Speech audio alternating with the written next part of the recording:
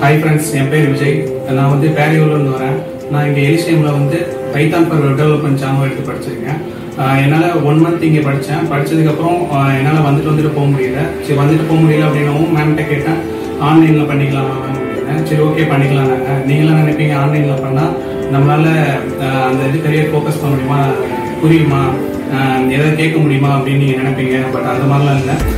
எப்படி சொல்கிறது, நீங்கள் லைவாக வந்து நீங்கள் எப்படி இருக்கீங்களோ அதே மாதிரி ஆன்லைன்லேயே இருக்கும். உங்களுக்கு என்ன டவுட்ஸ் இருந்தாலும் நீங்கள் கேட்கலாம், அதை கிளாரிஃபை பண்ணுவாங்க.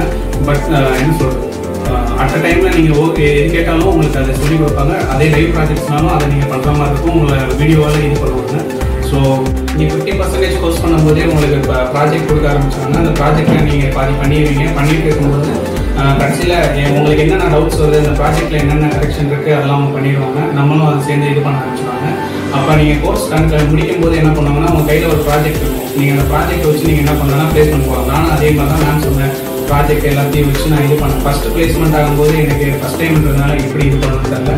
ஸோ சின்ன மிஸ்டேக்ஸ் இது பண்ணேன். சரி, ஓகே அப்படின்னு சொல்லிட்டு மேம்கிட்ட கேட்கும்போது அவங்க ரெஃபர் பண்ணாங்க, இந்த மாதிரிலாம் பண்ணுங்க, இதெல்லாம் பண்ணாதீங்க அப்படின்னு சொன்னாங்க.